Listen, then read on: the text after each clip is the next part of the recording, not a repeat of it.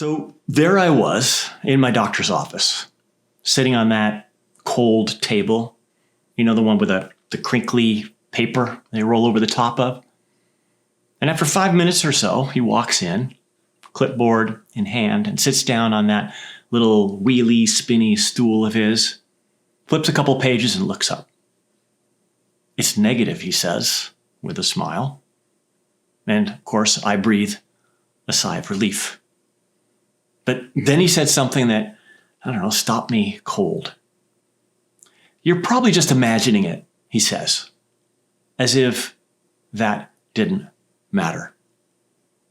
Because if he was really concerned about my health and understood how things really work, here's what he should have said. "Whatever you do, Eric, stop imagining it." Because as we saw so clearly in our last video, when we imagine something as true, that's an assumption. And an assumption is a mental conception that commands the creation of whatever it is that is, believed to be true. So if I keep imagining it, it's going to manifest. That's why Neville Goddard used to say, and an assumption, though false, if persisted in, will harden into fact. It has to. It's law. Now, of course, I don't blame my doctor. It's not his fault. But it does point to what is maybe the single biggest problem most of us face in this whole manifestation game. And it's this: a reflexive and, largely unexamined allegiance to the 3D material world. And here's what I mean by that. If you're like most people, including my doctor, you believe the material world, that which you can see and touch and hold, is more real than your imagination. Maybe even more important than your imagination. And of course, that's not your fault either. It's how just about all of us have been raised. And it's why my doctor said, you're probably just imagining it, like it's no big whoop. But here's the thing. It is a big whoop. Maybe the biggest whoop of all. Because while it's true, the thoughts and the expectations and the assumptions up there in your imagination are less, dense, less tangible than what's down here in your material experience. There is a huge but to that. And it is that they're less tangible, but that doesn't mean they're less important. In fact, the assumptions in your imagination are way more important than your material experience. At least if you're interested in creating a version of reality you'd like to live in.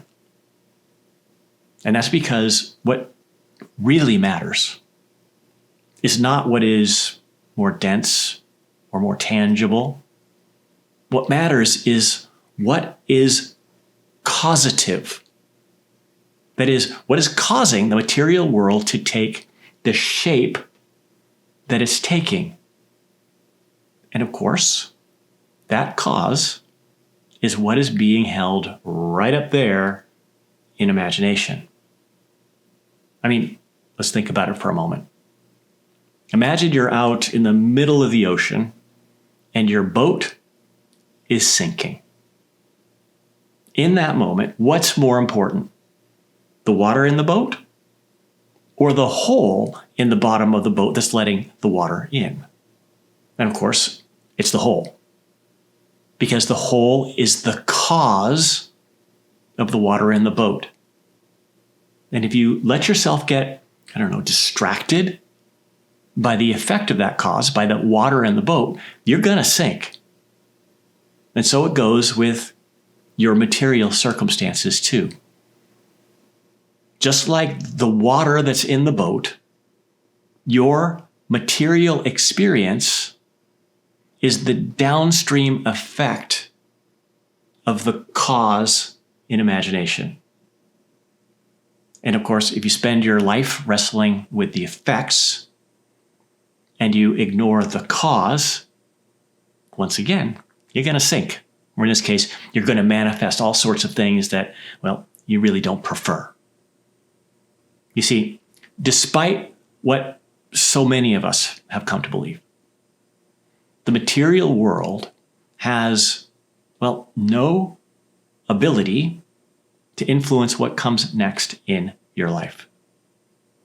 Your bank account, your health, your career success, your relationship status. These things can in no way influence what your life will look like tomorrow. They only seem to have power because you inadvertently allow what is being fed to you through your senses to seep into imagination. It's something I call seepage, where what we see and hear and experience in our now moment circumstances is allowed to seep into our imagination with the net effect of commanding the manifestation of whatever it is that we're looking at, even when it's something we'd rather not experience at all. You see, here's something, well, I didn't realize for a long time, but it's true and important. Your description of what's happening around you is a thought that's believed to be true. And as we saw before, a thought that's believed to be true is an assumption. And an assumption is a command to the creative intelligence behind all things to create that which is assumed to be true. And that's the seepage loop. And the entire thing is powered by this belief that the material world is somehow more important than the mental world, than imagination. And this brings us to, well, I don't know, what we might think of as the crux of the issue. As long as you hold the belief that the material plane is more real, that seepage is almost impossible to stop. Because when you believe that your 3D experience is more important than imagination, ignoring it feels, well, irresponsible. Leaving it alone feels reckless, even negligent. So you jump right back in with effort and hard work, struggling against material reality while it constantly seeps into your mind and commands the manifestation of more of the exact thing you're trying to change. So all of this is to say that job number one is less about learning to manifest, and it's more about, examining and changing your beliefs about what matters. Literally, what matters, what creates matter. And matter doesn't create matter. Consciousness does that. And that starts right up there in imagination. So, that's our work this week. Notice your tendency to overvalue your material experience and undervalue what's living in your imagination, as if your hardened material experience is more important than what is present in that mental space of conception. And remember, which one is the cause and which one is the effect? And maybe ask, what am I now causing or conceiving to be later birthed into my experience? Because the fact is, in every moment, you are conceiving something. And it will be birthed or manifested. So it might as well be something you'd like to experience. And it can be. If only you shift your allegiance from the material effect to the mental cause. So that's our work. But before you go, do me a favor and drop your intention into the comments.